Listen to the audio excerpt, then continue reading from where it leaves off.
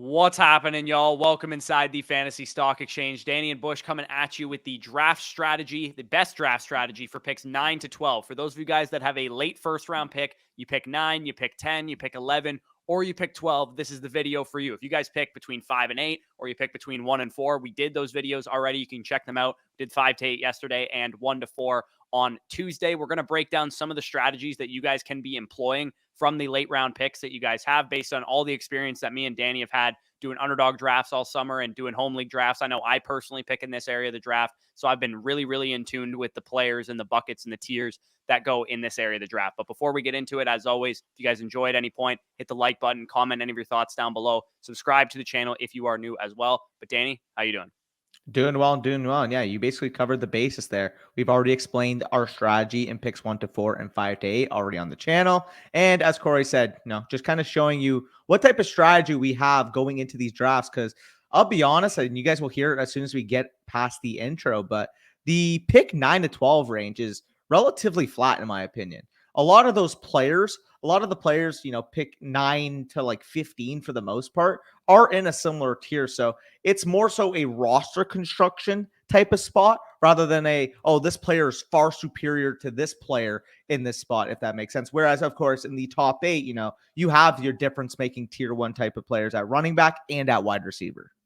Yeah, exactly. And if this is the first draft strategy video of ours you guys are checking out, we're going to do 2 sets of 8-round mock drafts at the end of this video, where I'll be drafting from 9, Danny will be drafting from 12 in the first one, and then Danny will be drafting from 10, I'll be drafting from 11 in the first one. If anybody from my home league is watching this right now, they're going to see exactly what my strategy is in the second mock draft. So hopefully, if you guys are watching this, just turn this freaking video off so I don't expose my entire strategy, but such is life when you have a fantasy football YouTube channel. So before we get into it, as always, let's hit the intro.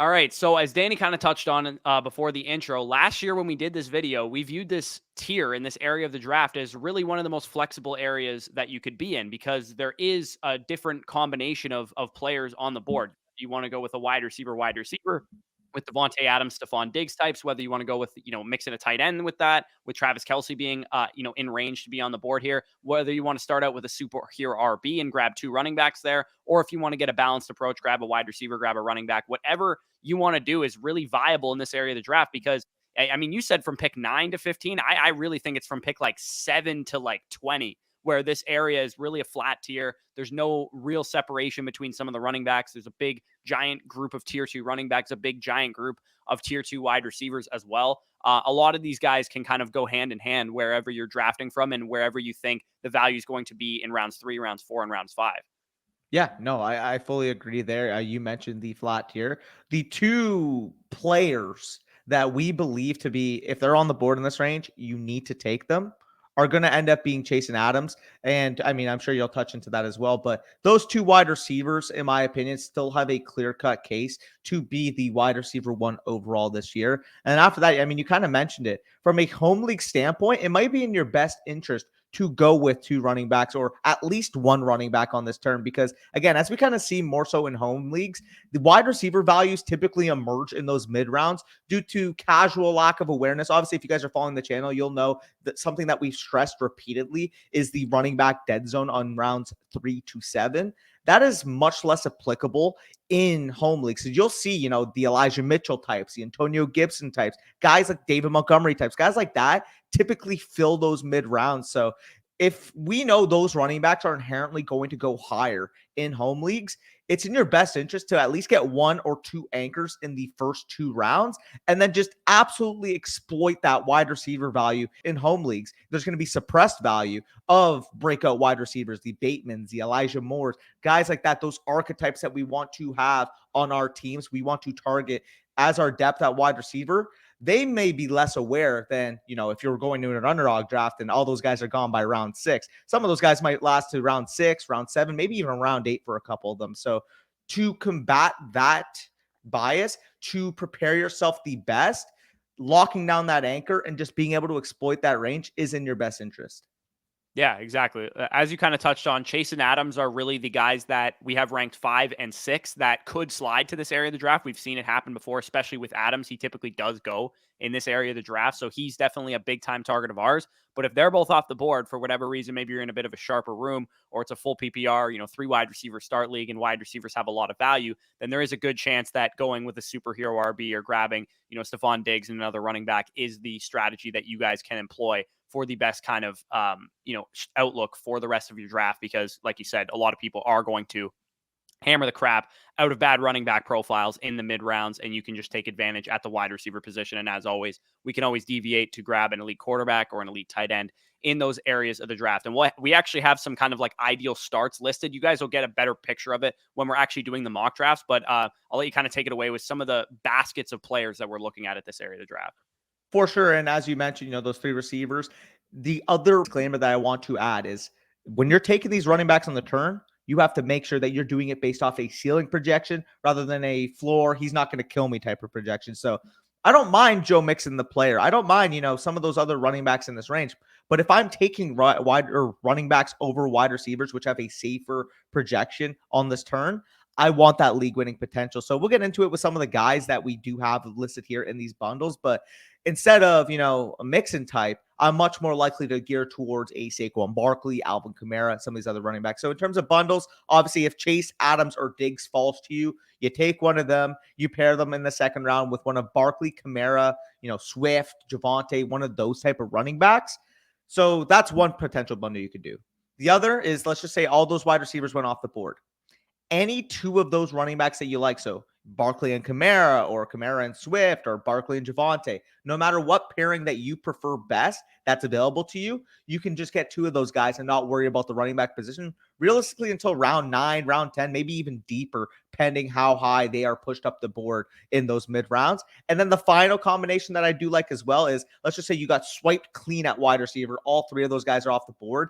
And, you can get an Eckler, a Barkley, Kamara, one of those guys in round 1, and, potentially a CD Lamb if you're high on him in round 2. One of those bundles makes a lot of sense. So in the first 2 rounds, it's pretty bog standard. It's pretty simple to me. Whichever structure you want to take in those first 2 rounds, make sure you're applying that structurally for the rest of your draft. So if you go with 2 running backs in those first 2 rounds, you have to understand that as tempting as a Travis Etienne on the next turn is, as tempting as a Cam Akers is on the next turn, you have to prioritize smashing those wide receivers if you start with 2 running backs early. Yeah, and again, you want to be aware of that based on your scoring format, because if you're in a league where it's a 2 running back, 3 wide receiver, 2 flex league, then you don't want to leave your first 2 rounds with, if you go with 2 running backs, you don't want to be, leaving the first 9 rounds or whatever with like 2 wide receivers on your team, because that's going to be a big time problem for you. So again, understanding your scoring format, using those kind of tier breaks based on how you structure your team is definitely the most interesting part about picking here. And I do think this is the most, while 1 and 2 are definitely the best places to pick from, and probably 3 and 4, the next 2 best places to pick from, I think 9 to 12 is the funnest place to pick from, because there is so many combinations that you can So much do. variance. There is so much variance. There's so many different strategies that you can take. And I would say if you pick 9 to 12, you should do more research than if you pick 1 to 2 or some area of that draft, because there is a lot more, combinations. And I think the better fantasy players, if they pick 9 to 12 this year, will end up with some great teams relative to the rest of their league mates. So, we talked about the combos already. We can get into kind of the mid-round combos. Again, you kind of talked about 1 to 2 running backs is kind of what you want to start your draft with, 2 to 3 pass catchers in the mid-round. And you kind of already mentioned some of the guys. If you started like an Adams Kamara, for example, you could grab a Higgins and ETN on the 3-4 turn. Or if you start a Barkley Kamara, which is a 2 running back start, you want to grab, a Pittman and, maybe Deontay or a Kyle Pitts if you want to grab a tight end. Or, if you go with a Barkley Lamb, you can grab a Higgins and a Marquise Brown or an Allen Robinson or Michael Thomas, whatever wide receivers you kind of like in that area of the draft. There's so many endless possibilities with this area of the draft. But rather than tell you who we like, we're going to actually show you. So let's get into the first mock draft, picks 9 and picks 12. I'll be picking from 9. Danny will be going from 12. Okay, so we are now in the draft. You guys can see I'm picking from 9. Danny's picking from 12. We are going to start the draft. Again, if Chase, Adams, those type of guys fall to us on the turn, those are definitely guys that we're going to be looking towards. I would say this is a relatively bog standard start. You're going to see a ton of running backs go off the board And the case that we kind of outlined, Jamar Chase is on the board for me. I'm not overthinking this. We talked about this in the 5 to 8 video. If Jamar Chase is on the board, you absolutely smash that. It even more so applies in this video. If somehow, some way, Jamar Chase falls outside of the top 8 overall picks, he is the easiest smash I've seen in fantasy football in a long time. So Jamar Chase, he made my decision easy there. Yeah, absolutely phenomenal pick. Now I'm back on the clock here. Well, first time on the clock, of course. You do see Stephon Diggs and Joe Mixon both go off the board. And like we said, one of the big receivers fell to me. So I will take Devontae Adams to get my stud wide receiver locked up. And then, as I mentioned, I want to leave this round with at least one league winning or 20 plus PPR potential type of running back. And to me, the two best candidates on the board right now in my rankings are going to be Alvin Kamara and Saquon Barkley. So I will lock up Saquon Barkley, my RB3 overall. So that just kind of shows you that we like this range as opposed to the 5 to 8 range if we can't get a wide receiver, because Saquon Barkley is my RB3. So instead of getting him, at the 6th pick, now I can get him paired with Adams, who's my 6th overall ranked player. Yeah, and one thing that we didn't really touch on in the strategy portion is that we're kind of assuming in this 9 to 12 range that Dalvin Cook, Derrick Henry, and Najee Harris will be off the board, which is, as we've kind of talked about already, a tier of running backs that we're not really in on. In fact, we have Barkley and Eckler and some of these guys just rated straight up over those guys, let alone at cost where you have to take them, which is why we're not a huge fan of drafting in the middle of the first round this year. So as you kind of touched on, Barkley was one of your league winning running back candidates. Kamara was the other. I totally agree. Kamara would be the pick for me here. Could have went with Javonte Williams as well. Maybe you're scared of Kamara's situation. You want to go with an Aaron Jones or a Leonard Fournette. That's probably a fine value for those players as well. Really all up to you in terms of like micro player takes, as we kind of have talked about in all these videos so far. We're not necessarily focused on the players that we're picking. It's more so structurally and the strategy overall that we're taking. So a lot of tight ends went off the board here, a couple wide receivers as well. Comes back around to me. I suppose I could grab, a Travis Etienne here, grab my second running back and lock that down. But I do see quite a few wide receivers that I really like in this range of the draft. Keenan Allen and T. Higgins. In the last video, I took T. Higgins. I already have Jamar Chase on my team. I'm not really opposed to taking both T. Higgins and Jamar Chase, but I have T. Higgins and Keenan Allen ranked very similarly. So I'll just go with Keenan Allen, get the diversification as far as the offenses is concerned, and still have, access to two great quarterbacks with Justin Herbert and Joe Burrow throwing my top 2 receivers the ball. For sure. So fantastic start for you. Obviously getting 2 stud wide receivers paired with your hero running back with Alvin Kamara. And you kind of mentioned Travis Etienne's name.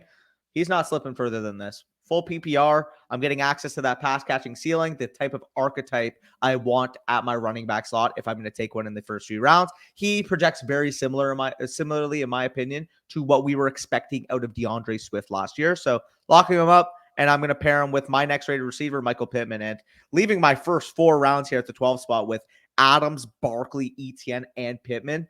Oh, buddy, if you're picking at the 12 spot, this is a dream come true. Yeah, exactly. And just speaking quickly to like the buckets of players that we're going after, Akers and ETN kind of represent the last of the archetypes that we're willing to deviate from the RB dead zone in terms of like round 3 to 4 area. Maybe you're more willing to deviate for like a Breece Hall type, or me for a J.K. Dobbins type in like round 5 area. But for the most part, this wide receiver tier ends with Pittman as well. So Keenan Allen, T. Higgins, and Michael Pittman are the last of those like tier 2, tier 3 wide receivers that we're really in on. And this would be like the first opportunity where we might look towards maybe a quarterback if Josh Allen had slid, or a tight end if Kyle Pitts had slid at that point. So if you guys were wondering just in terms of when would you deviate for those onesie positions, those would be kind of the tier breaks at at wide receiver and running back. And I'm back on the board at running back. Again, I'm not really in on Breece Hall at his current price. I'm not really I am in on Josh Jacobs and J.K. Dobbins. It's not quite at this like 4-4 area. If they fell to like the mid 5th, I'd be in on them at that point in time. So I'm going to go with a wide receiver. Believe my highest rated wide receiver is DJ Moore. So I'm going to go with him. He is the guy that I'm going to draft there. There's tons of other wide receiver talent. Again, we're going to see teams like Team 8 where they drafted 2 running backs in the first 2 rounds, and then they also drafted dead zone running back like David Montgomery. And again, this is the format of this league is a 2 wide receiver, 2 flex with a full PPR. So this guy is really behind the 8 ball. He's going with a 0 wide receiver build. Not that I think Pitts and Murray were bad values at those picks. I think they were fine, but I think you had to go wide receiver at the David Montgomery pick. Like you have to take a Waddle, a McLaurin, a Metcalf, a Judy, whoever. Yeah, no, I fully agree. Now that guy's wide receiver 1 is going to be way behind the 8 ball for where you're trying to be in these drafts. Similar type of scenario. I mean, those first 2 picks for team 3 were very, very good. Then at that point, if you have McCaffrey and Fournette, there's no chance you should be taking James Conner over AJ Brown over Mike Evans. And then ultimately here, because he's already behind the 8 ball, as much as I love Lamar Jackson, take him over another stud wide receiver there. Like if you knew you were starting first 3 running backs like that, you don't have the luxury of being able to deviate from the wide receiver position in this round.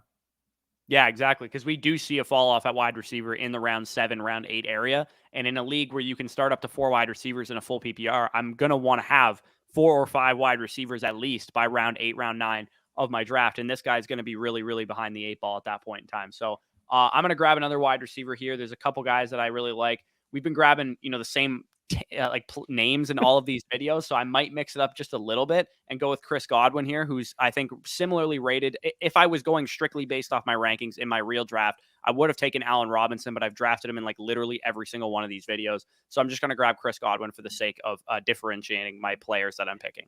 Yeah, I'm sorry. I wish I could differentiate, but I mean, there's just 2 glaring fucking names on my list right now. And that's Marquise Brown and Michael Thomas.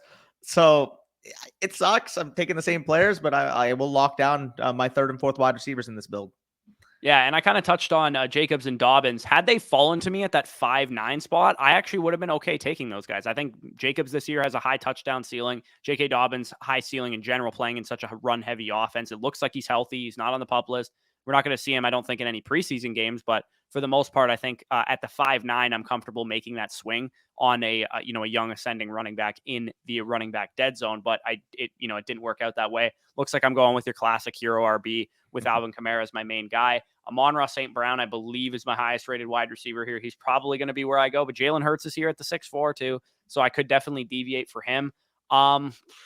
Because I have Chris Godwin, who's coming off an ACL tear, I am going to make sure that I cover my own ass here and grab Amon-Ra St. Brown, who I can start all 4 of those wide receivers, sans Godwin, for the first couple weeks of the season. Once Godwin gets back on his feet, gets back on track, he should be like a wide receiver 1 caliber guy in PPR. So I only took, really Amon-Ra there because I had Godwin. If I had taken Robinson there, I probably would have went with Jalen Hurts.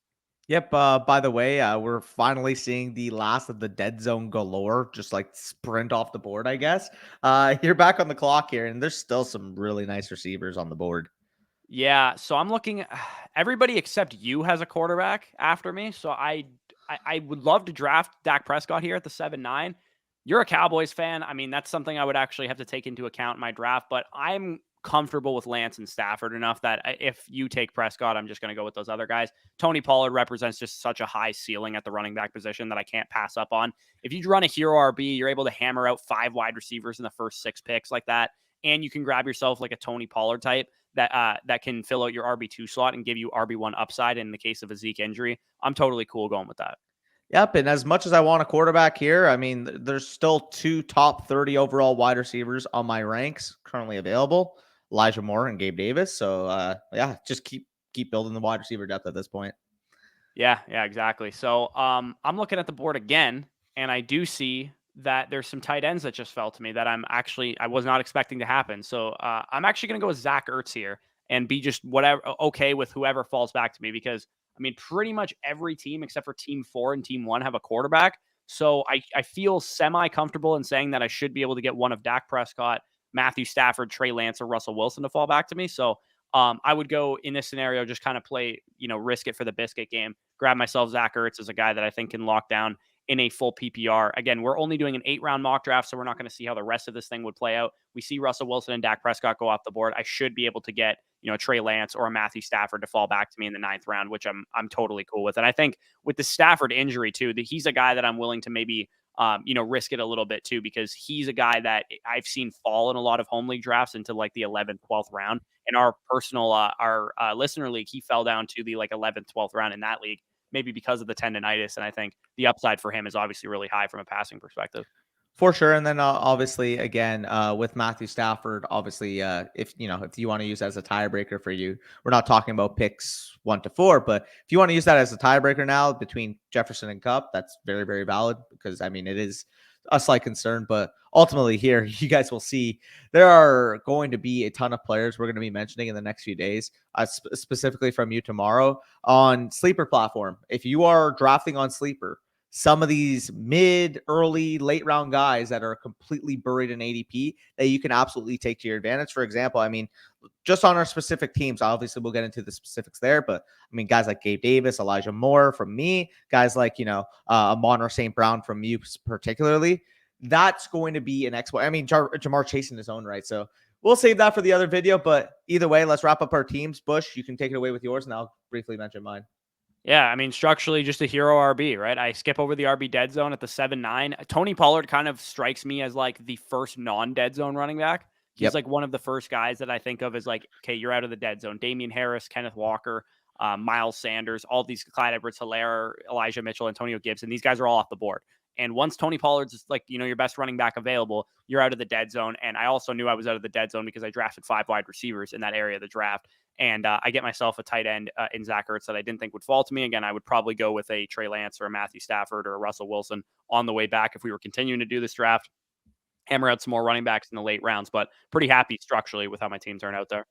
For sure. And then with my team, I mean, pretty same in terms of structure. 2 running backs smashing out the wide receivers. Main difference here, you got Zach Ertz. I would have wanted at least one of the onesies, but once Kyler Murray went off the board, I don't mind Jalen Hurts, but I would have taken Kyler to pair with Marquise if that had fallen.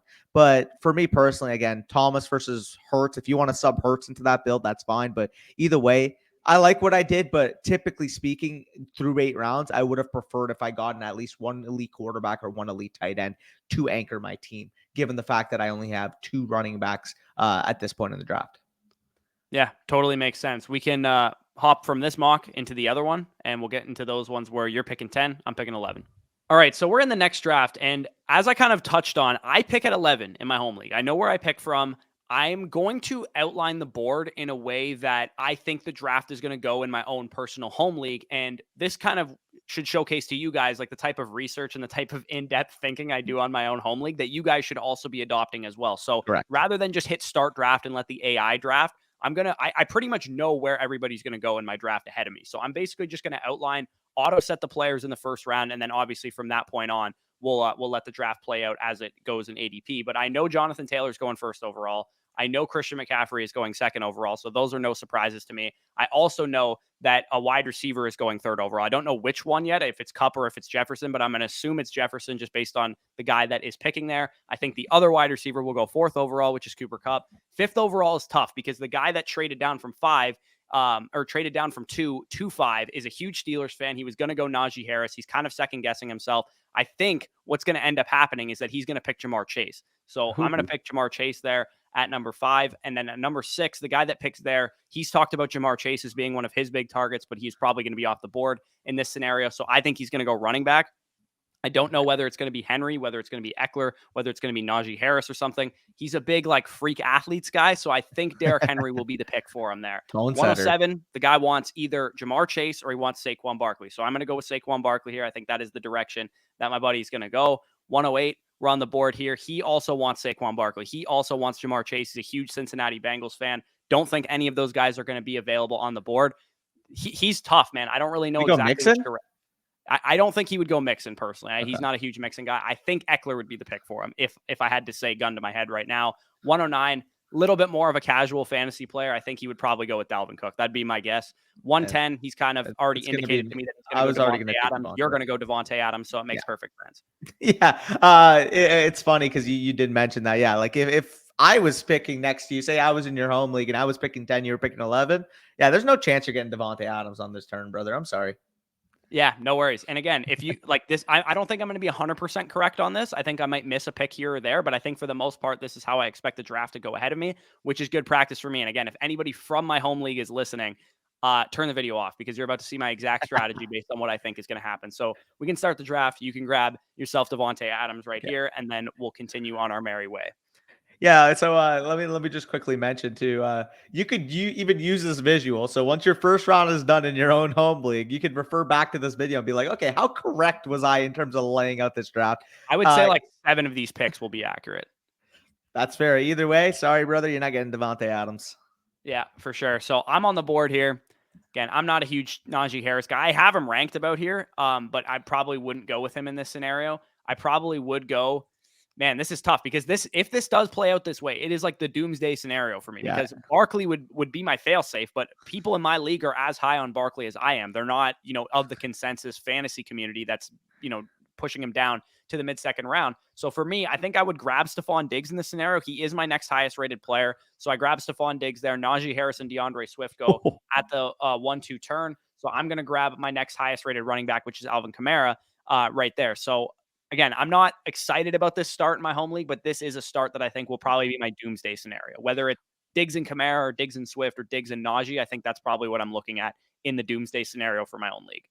For sure. Also, I'm gonna mix something in again. Not something I personally would do. I personally would go with C.D. Lamb or Javonte Williams here. But I did mention, if you're a tight end guy and you want to see how a team would look like built with an elite tight end, I'll take Travis Kelce here just so you guys can see if you take that tight end early, how you can structure your team around it.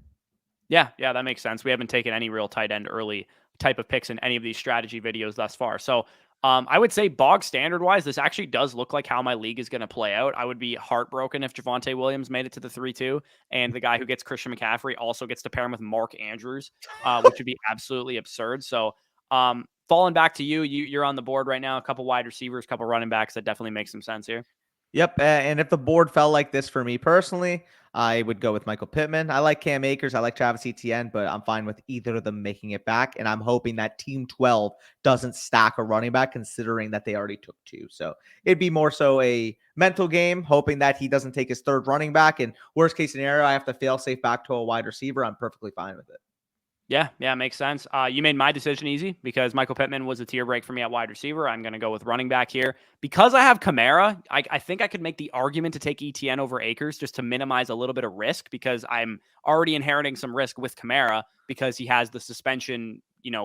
Could he be pulled off the field at any point in time? Could go away from Akers because of the Achilles injury. But I play to win, man. I'm taking Akers. I think I'm going big or going home with this type of team. I'm either going to come in last or I'm going to come in first. So I'm totally cool with that. The way my payout structure works in my league, I'm totally fine with this. And Akers, again, I can't believe I'm saying this on camera because if anybody's watching this, they know he's my dream third round pick. Like if he falls to me at the end of the third round, he's exactly who I want, assuming that some of these wide receivers will be off the board. If like a Pittman or a T. Higgins or Keenan Allen fell to me, I'm totally cool going with those guys as well. So I'm not going to take Akers here. I think that'd be a little bit overkill. Or ETN here. I think that'd be a little bit overkill. I'm just going to grab a wide receiver. To me, my highest ranked wide receivers are these two right here, DJ Moore and Deontay Johnson. I'm going to go with DJ Moore. Deontay Johnson and him are like literally splitting hairs for me. I have, as somebody asked me a question, like, who would you rather have this year, DJ Moore or Deontay Johnson? I literally couldn't answer the question. I'm like, they're so goddamn close. They're exactly the same type of player. Not ideal offenses, clear number one target, high target share type of guys. DJ Moore, maybe the quarterback situation's a little bit better for him, so we'll take him over Deontay Johnson there. Yep, I would agree with you there. I would also go with DJ Moore. Now I'm back on the clock. You made my decision very easy. I took the risk, hoping that Travis Etienne would make it back, and now I get my anchor running back. I thought I misclicked for a second. Yeah, no, I got my anchor running back in Travis Etienne. I thought for some reason for a second that I got Terry McLaurin with a misclick. So good. We're all good. I got Travis Etienne ending my first 4 rounds with 2 wide receivers, a tight end, and a running back. So we're going to be wrapping back up on the 5th round turn here. And like, do I have to take Marquise in every single one of these, or should I just mix it up for the viewers? Like, I mean, you can take Marquise. It's fine. I'm probably going to take Allen Robinson with the yeah, next pick. So. I'm going to take Marquise Brown. That's Yeah, too we'll easy. just make it easy. We're going to just take we're drafting off of our draft boards. There's only so many ways we can mix things up. We're drafting the players that we think are best. And again, I mean, we've already drafted this guy 67 times, but I'm probably going to draft Michael Thomas here because he is my next rated player. Jalen Hurts also would be in consideration for me here. Actually, I am going to go with Jalen Hurts because I have drafted Michael Thomas a million times. I also love Jalen Hurts at this value. I know you're probably a little bit upset with that. You got a nice hero RB going with an elite positional advantage at tight end there. Where are you going with this pick?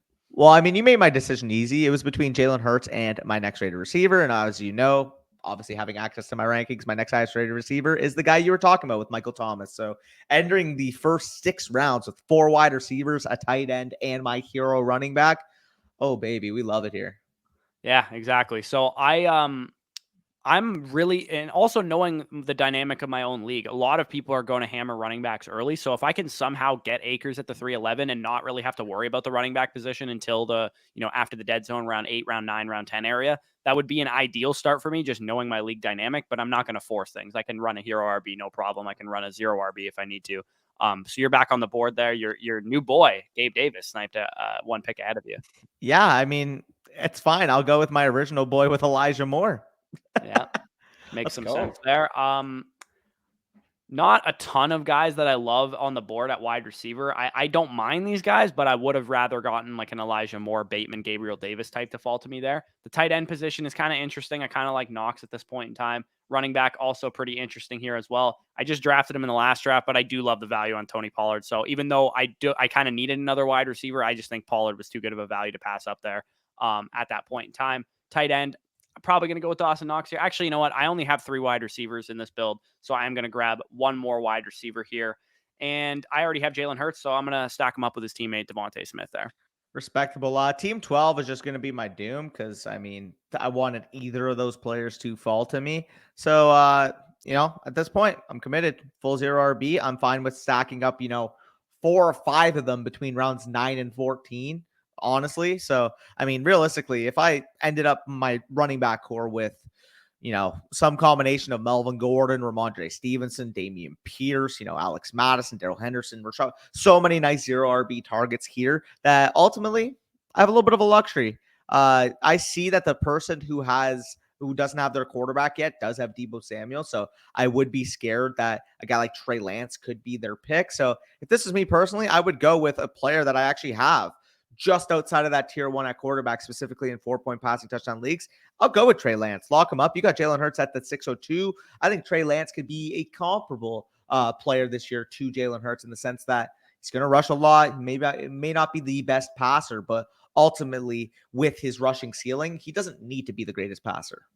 Yeah, exactly. So again, structurally, little bit of a different structure for both of us because I ended out this draft with 3 running backs in the top 8 rounds. But like I said, Pollard to me represents the tier break from the dead zone running backs to the guys that we want to swing on for high upside. So I grabbed Pollard there at the 7-11 to pair with my already, risky combination of Cam Akers and Alvin Kamara. Kind of makes sense why I went with another running back there as well. Little light at wide receiver than I'd like to be with Diggs, DJ Moore, Allen Robinson, and Devontae Smith.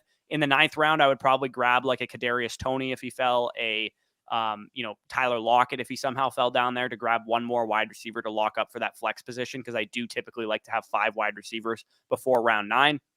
But for the most part, I really like this team. I'd probably punt tight end if, like with Freiermuth and Dawson Knox already going off the board. They're kind of like my last of the mid-round tight ends that I like. So I'd probably be going late round with like a Hunter Henry, David Njoku type of combo. And like we said, we haven't really talked about late round values much so far this offseason. We will be covering you guys next week. Both of us have our top 5 sleepers list that you guys can see, players that we're going after in the round 10 plus type of area to complement these videos that we've broken down pretty much in depth, the players that we're targeting early in the draft. So Danny, you can cover your team and then we'll get out of here.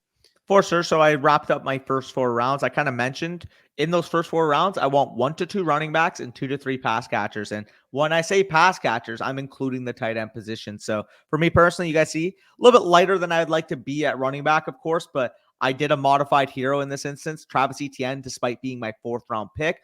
I'm relying upon to give me RB1 type of numbers, especially if he hits a ceiling. Again, a little bit more risk involved with this. If you're in a more casual league and you can just beat up on your a lot of the teams in that league, you may want to grab another insurance policy at running back early. So if you don't go with Travis Kelce, maybe you go with the Javonte Williams in this build.